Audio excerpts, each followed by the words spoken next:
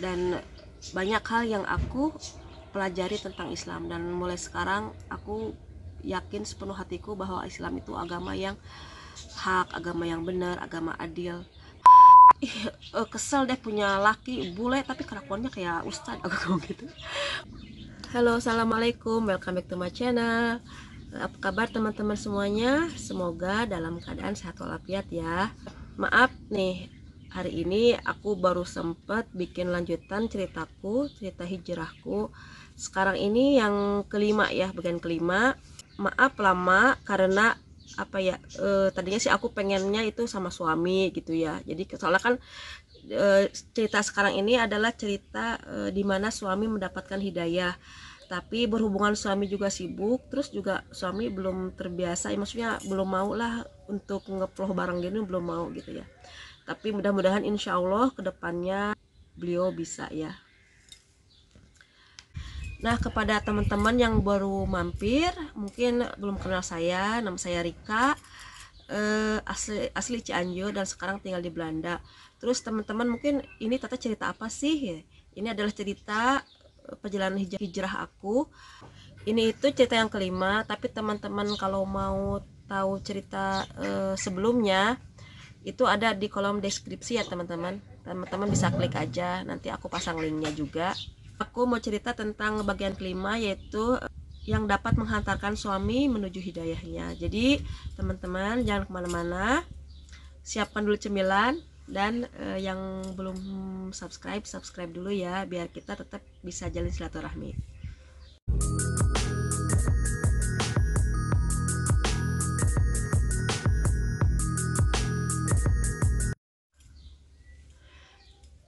Nah karena kemarin itu terakhir tuh si Akang ke Belanda ya, dan aku ke Bali gitu ya.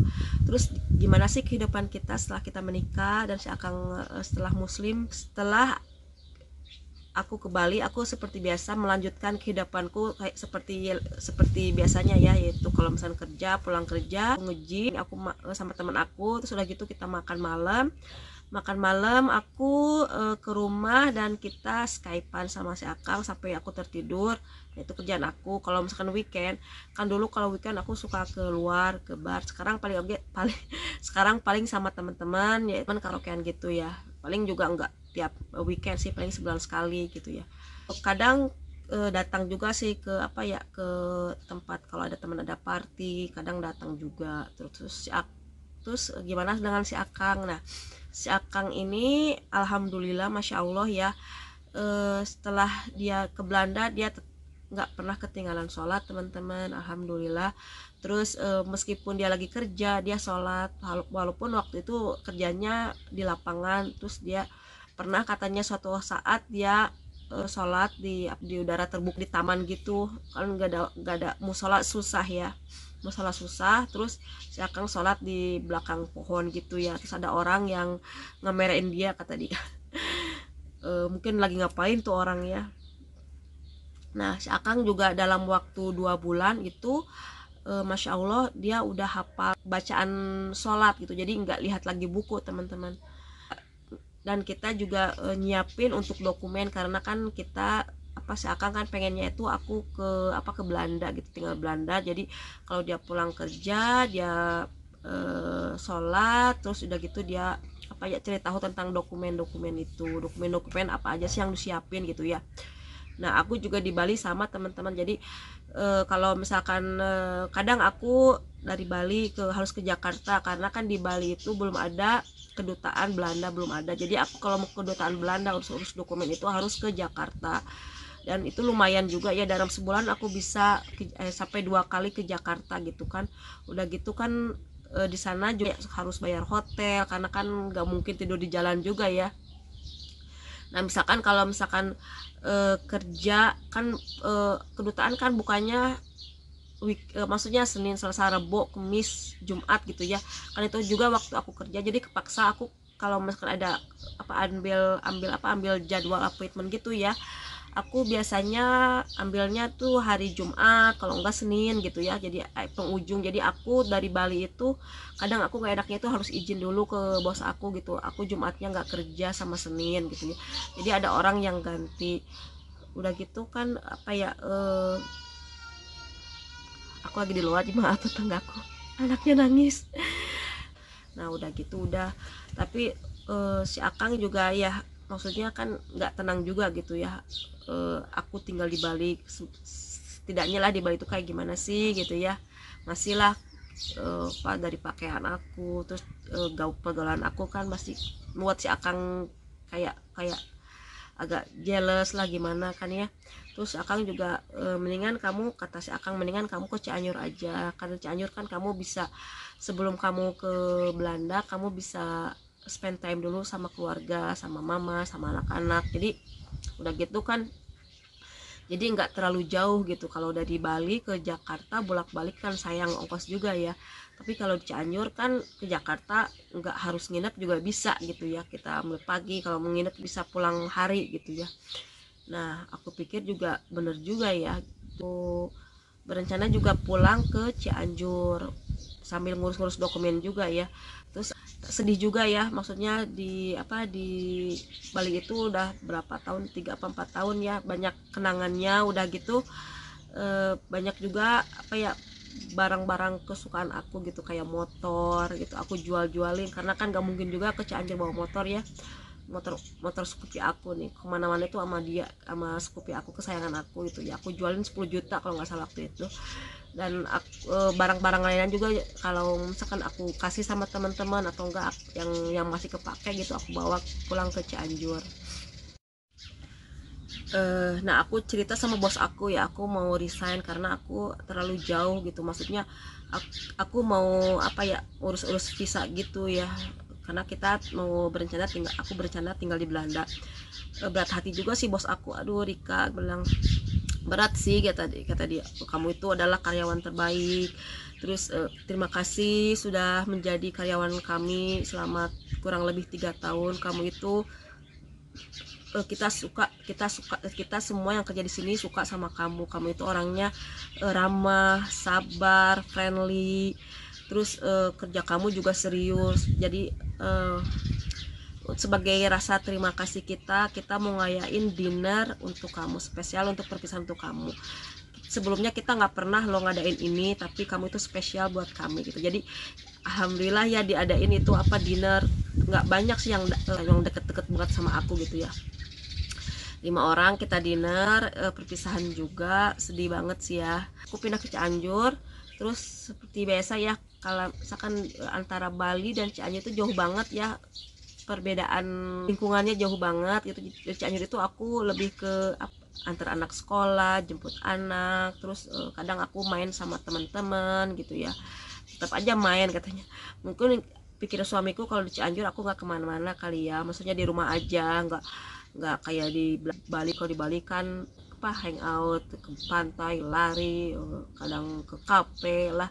Kalau di Cianjur kan nggak ada kafe gitu ya, acaranya banyak aja gitu ya. Kalau punya temen itu ngeliwat lah, terus acaranya itu reunian lah. Nah, si Akang itu orangnya agak cemburu, jadi dia nggak suka gitu. Aku juga orangnya nggak suka dikekang, jadi kalau aku mau pergi aja gitu ya. Tuh kalau misalkan lagi salah paham gitu, mendingan dia diem gitu, orangnya tuh diem gitu.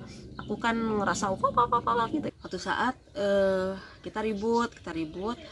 Kalau ribut suami biasanya nggak terlalu banyak ngomong ya, karena dia tahu sifat aku. Kalau sifat aku itu kalau misalnya aku kesel sama dia itu aku matiin handphone sampai 2 hari. Nah dia itu nggak suka, jadi makanya dia tuh kebanyakannya ngalah gitu ya.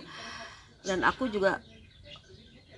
ngerasa orang yang paling dewasa, aku ngerasa orang yang paling pinter, yang paling pengalaman, terus yang tahu tentang Islam gitu ya. Kalau suamiku aku ngerasa dia baru, belum tahu apa-apa, jadi kadang aku seenaknya gitu ya waktu itu. Nah waktu saat kita ribut, terus aku ngomong gini, kamu tahu nggak, dalam Islam suami itu tugasnya hanya untuk memberi nafkah aja, itu titik. Aku ngomong gitu. Nah suamiku jadi berpikir ya, apa benar Islam itu agama yang begitu hanya menuntut dari pihak suami aja, terus apa dong untuk kewajiban istri. Nah suami aku tuh nyari tahu tentang Islam, apa tuh Islam semuanya kayak gitu. Terus paginya suami itu nelpon aku, Halo, assalamualaikum. Ya, waalaikumsalam. Ada apa telepon pagi-pagi? Aku pikir, ya aku semalaman gak tidur. Kenapa? Aku belajar apa? Belajar Islam. Belajar Islam. Terus ya kamu benar bahwa suami itu wajib mengasih nafkah untuk istri. Tapi di sana juga ada hak-hak suami yang harus didapatkan dari istri, atau kewajiban seorang istri. Terus apa dong kewajiban seorang istri? Aku udah agak suaraku udah agak pelan ya. Aku udah mengira apa nih gitu ya. Nah, kewajiban istri juga, istri harus taat dan patuh kepada suami. Itu kewajiban istri. Dan banyak hal yang aku pelajari tentang Islam, dan mulai sekarang aku yakin sepenuh hatiku bahwa Islam itu agama yang hak, agama yang benar, agama adil. Banyak aku temuin dari Islam. Aku ngerasa gimana ya. Terus gitu waktu aku mengucapkan ijab kabul, itu adalah janji aku bahwa mulai saat itu kamu adalah tanggung jawab aku di dunia dan akhirat. Aku langsung terus udah gitu mulai sekarang please kalau mau kemana-mana kamu izin aku, karena bagaimanapun juga kamu itu adalah tanggung jawab aku. Aku nggak mau, bukannya cemburu juga, tapi takutnya kenapa-napa gitu. Karena apa, kalau misalkan kalau istri keluar ke rumah tanpa persetujuan suami, malaikat itu akan mengcurse akan dilaknat malaikat gitu. Malaikat akan melaknat kepada istri yang keluar tanpa izin suami. Nah, mulai dari sekarang please kalau mau kemana-mana kamu izin dulu. Aku ngerasa aduh suamiku udah pinter gitu ya. Aku nggak bisa lagi besar mulut, maksudnya pinter mulut, mesti terbuat kayak pinter ngomong gitu ya. Suamiku sudah mau belajar dan siap, benar-benar udah meyakini itu gitu. Banyak hal-hal baru yang ditemuin dari Islam, dan di Islam itu semua pertanyaan ada jawabannya. Kayak kenapa sih harta warisan itu anak laki-laki itu yang paling besar bagiannya daripada anak perempuan? Karena tanggung jawab tadi itu, yaitu anak laki-laki. Kalau misalkan orang tuanya meninggal atau ayahnya meninggal, anak laki-laki lah yang bertanggung jawab kepada ibu. Saudara perempuannya yang belum nikah, dia yang harus tanggung jawab. Terus kenapa sih wanita harus berjilbab? Mungkin segelintir orang kayak diskriminasi apa enggak. Justru dengan berjilbab Islam tuh memuliakan wanita gitu. Jangan jadi objek laki-laki lah. Itu jangan itu. Makanya Islam itu agama yang sempurna kata suami. Nggak ada keraguan dalam Islam. Juga suka banget baca-baca kayak riwayat Rasulullah itu. Kalau dibaca itu kayaknya udah hatam, berapa kali hatam ya. Seneng banget gitu. Itu suatu figur yang harus jadi pedoman kita gitu. Cara beliau makan, cara beliau semuanya aja itu Rasulullah itu mengajarkan kita gitu. Jadi figur yang harus benar-benar dicontoh. Nah mulai saat itu juga suami jadi benar-benar overprotective ya. Maksudnya overprotective itu kalau misalkan aku keluar meskipun aku ke warung, aku harus izin dulu. Kalau misalkan suami belum bangun ya tunggu sampai suami bangun gitu ya, sampai suami. Nah, aku orangnya agak kalau udah gitu aku takut juga ya, maksudnya takut lah. Terus sekarang kamu juga seharusnya udah mulai menutup aurat. Kalau kamu sayang sama aku, sayang sama bapak kamu harus menutup aurat. Karena dibilang mau nutup aurat, aku punya alasan itu ya. Aku kan mau proses pisah. Aku nggak takut misalkan kalau lagi proses pisah harus pakai hijab, mereka pikir jadi lambat apa gimana.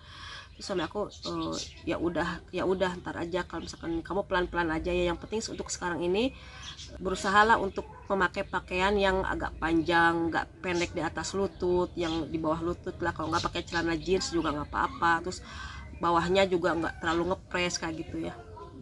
Bilang ya udah aku setuju. Nah mulai dari saat itu kalau aku mau keluar tuh aku izin dulu. Udah gitu dia minta foto aku pakai baju apa, pakai selfie gitu pakai baju apa. Kalau misalkan dia pikir terlalu pendek atau terlalu ngetat, dia suruh aku ganti baju lagi sampai aku kadang-kadang aku bosan gitu ya, karena aku malas. Terus aku bilang sama mama aku, kesel deh punya laki bule tapi kelakuannya kayak ustad, aku ngomong gitu. Kata mama aku, jangan kayak gitu, itu juga kan laki kamu, kebaikan kamu kali, ngapain nurut aja, biarpun umurnya di bawah kamu tetap aja kamu harus nurut sama suami. Ya udah kalau digituin ya udahlah. Terus aku kalau misalnya kemana-mana aku izin. Terus apalagi pakai baju yang emang agak agak ini ya, agak nggak ketutup karena kan belum hijab ya, pakai baju yang agak longgar terus nggak terlalu pendek gitu. Nah itu aja teman-teman untuk cerita kali ini. Insya Allah next cerita masalah apply visa ya. Nah terima kasih yang udah nyimak. Insya Allah kita ketemu di video berikutnya. Dah, assalamualaikum.